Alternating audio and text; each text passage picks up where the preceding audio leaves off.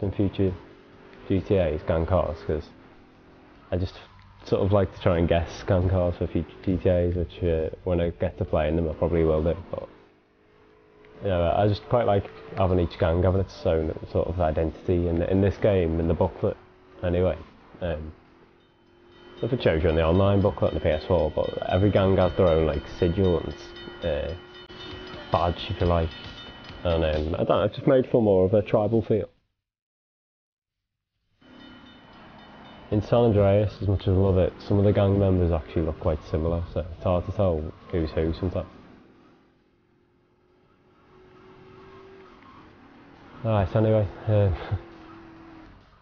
let's sort of just hide behind that ramp, and even if the odd Yakuza dies, they should overpower them in the end anyway. If that doesn't happen, this mission's just fucking broken. I don't think I've ever failed it more than once before this walkthrough. Yeah, I think I've shown you all the ways you can fail it, aside from dying. So this time, let's just chill here. And hopefully, because I've stayed in the car, they'd actually find it. Oh yeah, I was a bit worried they'd go down that little gap. But yeah, I'm pretty confident now they can't touch me. There we go, they got them quick enough next time. Maybe they had sort of impeded the Yakuza more than helped them by like sitting off it. Because it ensured the cartel men got off the car a lot quicker.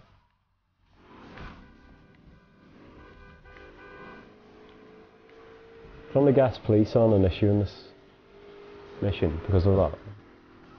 Sometimes you can ram into them, they don't always get on you, but yeah, I think I rammed into them a bit hard, that's it.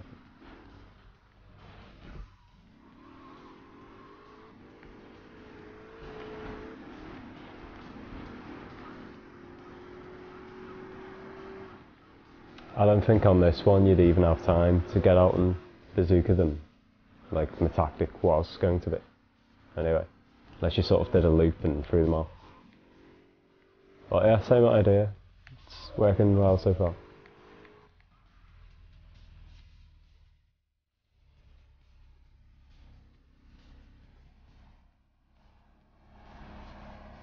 Well done, boys. Oh, she's on fire! But thankfully, I've never been.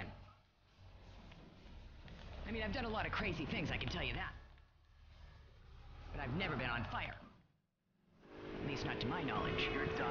Definitely learn from mistakes though. I'm going to swap this car. No, I'm getting a Landstalker though, it's far too unsteady. So, first good one I come across. In fact, you can find Eris running shoes in over 140 countries around the world. In the past, there's been some criticism about our workers. That's why I'm here at one of the Eris factories so you can meet some of them.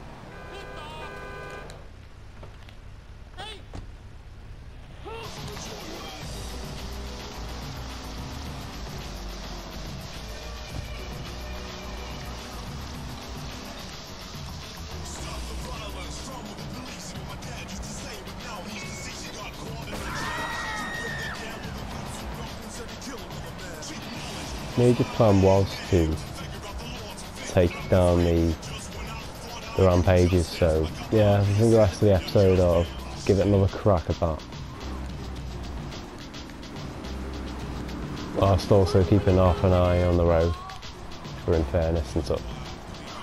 But the next proper full walkthrough I think I'm going to do is for the fire engine in this mission.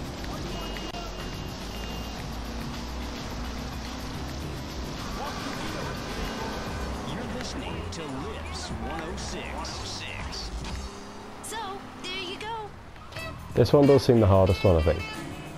I mean, it'd be a bit easier for it to carry down. I sort of did a U-turn and let him get catch up, but I did think the other route was quicker. Probably is. I'd probably suggest approaching this death squad from this area and going full circle. I should probably have done that in hindsight, but yeah, you can take them this way. It'll just take a bit longer for them to catch up.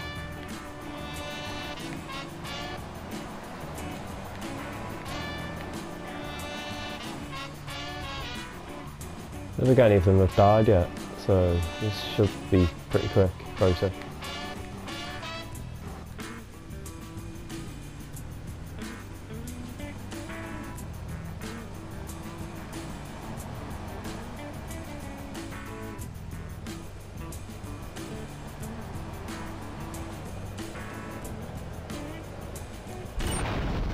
And there we go. Finally got that mission out of the way. So, onwards and upwards to the rampages. So, said this is the only location I think I am potentially going to pass this one. But it is still arguably the toughest. They're both incredibly hard, of course. Beheading on this game is very tough. I remember me being pretty surprised by how quickly I got the Yardie one out of the way on Staunton Island. Well, this just goes to show why. I think it's in a better location, if anything, this one. But I think the cartels are, I don't know, they tend to walk more in one by one rather than in packs like the Yardies did. On their casino mission, I didn't really tend to get swarmed by the Yardies. They were sort of in the distance, so they were a bit easier to pick off. But let's hope for the best. I got really close one time, so give it another go.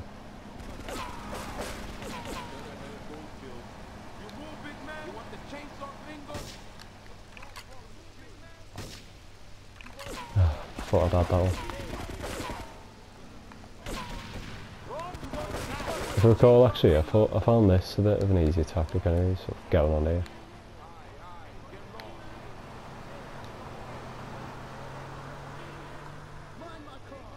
No, I'm going to fail this attempt anyway, I think.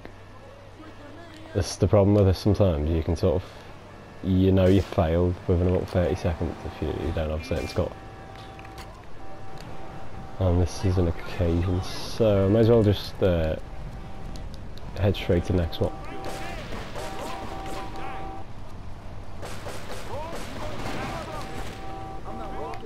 Oh, that's ideal actually. So I wasn't too fussed about the Infernus because you see it is quite common and I don't know if it let me do it during the rampage and hopefully I don't get blown up before then, but I'll try and take it to the import. Oh, actually, I didn't think it would let you. Well, I think that just leaves Banshee there.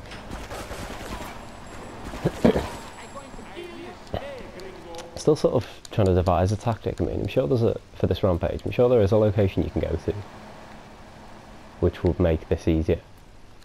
Like, you know, so if you sort of hide behind a wall and pick them off as they pass up here, possibly. So on the distance there. I mean, I'm definitely not going to pass this one, but I may as well use this time to sort of think of a good strategy. Always worth checking, because this one clearly isn't.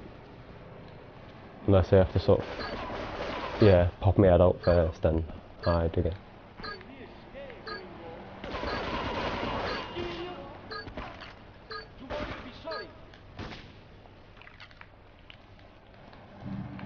I think what I might do ultimately for them is memorise I think I have to turn up at that spot already with armour and health.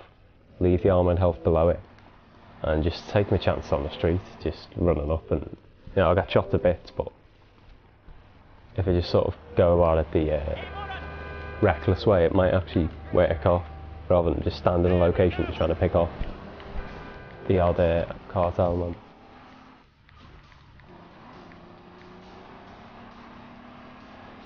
So the other one's just as tough. I'd probably have to equip up, so I'll forget it for now. I'll come back to them rampages. They are the only two left, so once I get them out the way, that's it. But they are by far the toughest on this game, guys. It is a challenge to get these out there.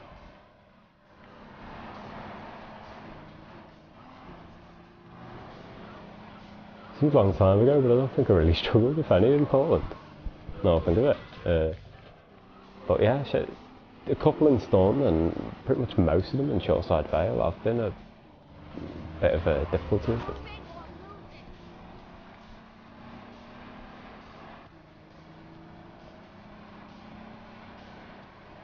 Where am going by the way. Okay, backtrack. Yeah, the fire and station's just inside this airport parking.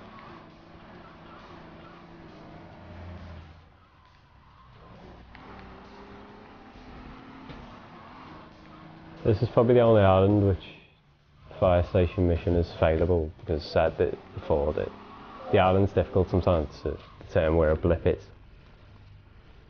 It would have been for the death squad had I not known where they were. But of all the games, GTA 3 fire truck mission probably is the most lenient, so hopefully that works out. And of course you don't have to do 20 in a row, which is a godsend really. So first example, this one looks far away. I'm only given 40 seconds because it's based on the distance between you and the blip. But as you can see, straight away there's no way I'm going to reach this because it's on the other side. And the only way to get to it is by this bridge up here. So straight away I think I'm going to...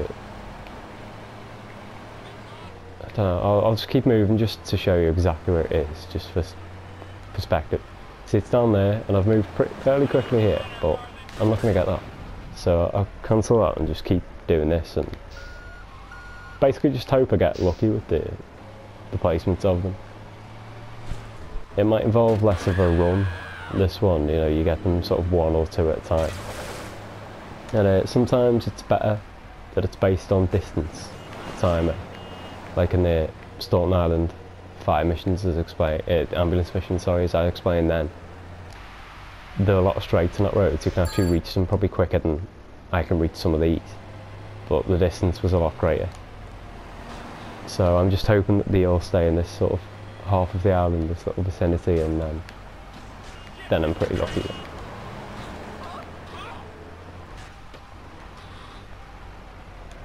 I forgot to turn the timer on during that mission, by the way, the bait one. I sort of turned it on halfway through, so I'm not really aware of what I'm on for time, so I might call it an episode in like a minute or so. And what we're actually on, and obviously I don't want to overrun the 15. But yeah, this is more like it. This is perfect actually so far. You just sort of stay on this little loop.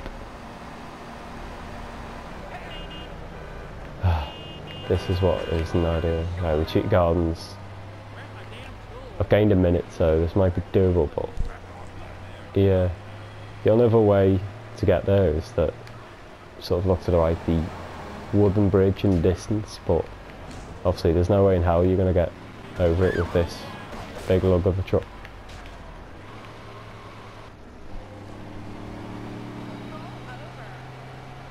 I mean, even this one, it sort of wasn't massively far away at a decent time, but I think I'm struggling to make it here. So it will involve a lot of tries and a lot of patience, the firefighting missions on this game. Bit of a bad location, so down here, so I'm going to have to just drop down here. I might make this one actually.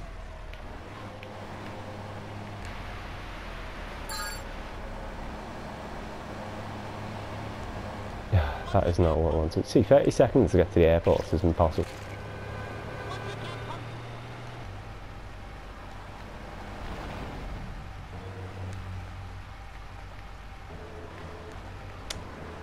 No, I'll get a bit further out. I could set on that one vehicle in the airport there.